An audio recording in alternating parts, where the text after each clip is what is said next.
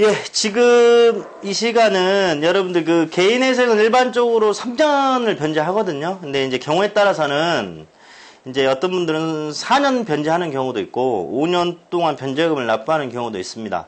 그래서 이제 거기에 대해서 제가 오늘 설명드리려고 왔습니다. 아, 저기 우리 촬영팀에 이번에 상가 하나 장만하셨다는데 그 등기 저한테 맡기실 거죠? 하는 데도 안 맡기나요? 아. 부모님한테 맡깁니다. 예, 한 건 제가 의뢰받았습니다. 지금 또 등기 하나 의뢰받았고. 자, 이제 얼마 전에 또 어떤 일이 있었냐면, 한 40대 후반에 이제 막 덩치가 이르신 분이 와가지고 막 씩씩거리면서 저한테 상담하러 왔어요. 와가지고. 아니, 내가 지금 개인회생 신청하라고 여러 군데 상담을 하는데 자기는 5년을 갚아야 한다 해서 자기는 아무리 봐도 인터넷에서 3년인데 왜 나는 5년이냐고. 그래갖고 저한테 막 씩씩거리면서 오시는 거예요. 그래갖고 여기 오기 전에도 저기 갔다 왔는데 자기는 5년 갚아야 한다니까. 아니, 얼마나 실력이 없으면 인터넷에서 나 3년이나 하는데 왜 나는 5년 갚아야 됩니까? 저한테 그러는 거예요. 저는 알죠, 이유를. 그래서 몇 가지 물어봤어요. 근데 실제 5년을 갚아야 될 상황인 거예요. 그래서 여러분들 이제 우리 일반적으로 우리가 3년 동안의 변제 계획안을 만들어서 이렇게 제출하지만 경우에 따라서는 이제 4년이라든지 5년을 갚을 수밖에 없는 상황들이 여러 가지지만 제가 한 두세 가지만 좀 말씀을 드릴게요.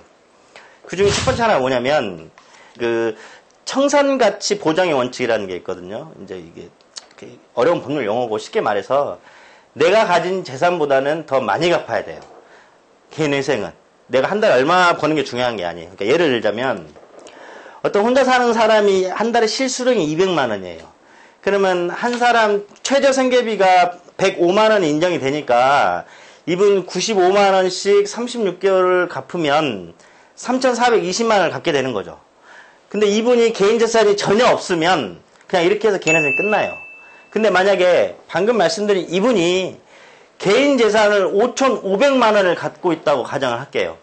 그러면 95만 원씩 36개월을 갚으면 3,420만 원이니까 3,420만 원은 내가 갖고 있는 개인 재산 5,500만 원보다 더 작잖아요. 그러니까 이것보다 더 갚지를 못하는 거죠.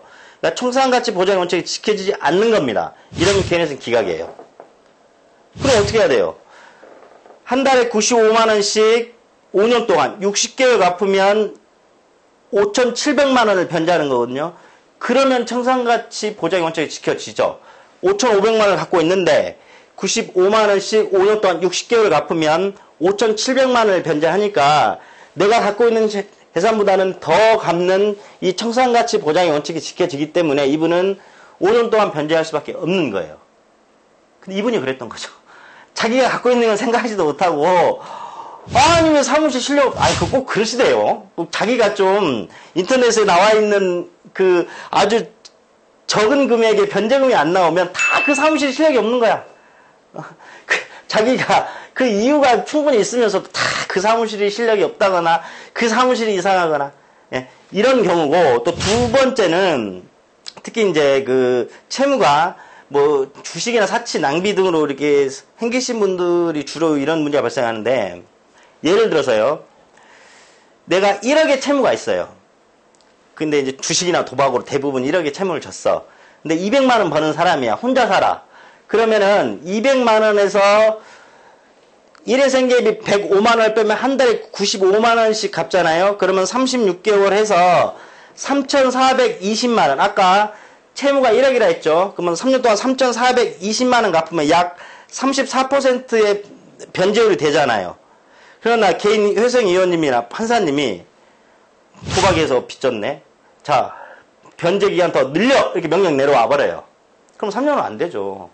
아니, 개인회생이 뭐예요? 판사님 판결 땅땅땅땅 해줘야 이제 개인회생 인가결정을 받고 이제 나중에 면책결을 받는 거 아니에요?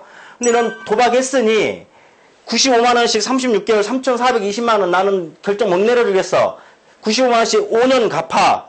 5,700만 원 변제해. 그래서 변제율 57% 나오면 인가해줄게. 이러면 어쩔 수 없죠. 5년 변제해야죠. 왜? 그들이 결정권자잖아요. 우리가 아무리 해봤자 우리가 그냥 이렇게 해주십시오. 우리는 그냥 서류를 제출할 뿐이지 결정은 그분들이 해주시는 거죠. 또 이런 경우죠. 똑같은 사례인데 예를 들어서 그냥 이러는 거예요. 또 우리가 3년 변제 기간을 넣었어요. 넣었는데 1억에 50% 변제를 맞춰 이렇게 또 보증금이 내려와봐요. 그럼 200만 원 버는 사람이 1인 105만 원 공제하고 95만 원짜리 3년 동안 갚으면 얼마 갚는다고? 3,420만 원이잖아요. 그러면 변제 50%가 안 돼요, 이분은. 그러면 어떡해요? 위에 계신 분이 50% 맞춰야 되잖아요. 그럼 이분 어떻게 해야 되냐? 95만 원씩 4년 동안 갚으면 얼마 갚아야죠? 95 곱하기 48. 얼마인가요? 얼른 한번 눌러보세요, 빨리. 얼마 나와요? 아, 내가 그걸 안 적어왔네. 95만 원씩 4년을 갚으면 얼마죠? 4,560만 원. 아, 그럼 4,560만 원이잖아요. 그럼 아까 방금 한사님이 뭐라 했죠? 50% 변제를 맞춰 하면 딱 48개월 갚아도 5천이 안 되잖아요. 그러면 이 사람은 4년 2개월 동안 갚아야 돼요. 4년 2개월 동안 50개월 동안 해서 5천만 원 변제를 맞춰야 돼요. 그러니까 이런 경우들이에요. 그러니까 여러분들 가장 중요한 거는 개인회생위원님이나 판사님의 명령입니다. 아, 명령대로 하면 어떻게 판결 안 내려주시는데 이러한 이유 때문에 3년 동안 갚지 못하고 4년, 5년 동안 갚는 상황이 이렇게 발생되는 겁니다. 그러니까 여러분들 그 사무실이 실력이 없어서 그렇게 변제 기한이 나온 게 아니라 여러분들 상황에 여러 가지 상황을 검토한 결과 청산가치나 아니면 법원의 명령에 의해서 그렇게 길어지는 거니까요. 여러분들 그래도 사람이니까 아, 얘가 진짜 실력이 없다. 그러면 저한테 연락하셔서 정확하게 상담하시고 저한테 연락하셔야죠. 아시겠죠? 예.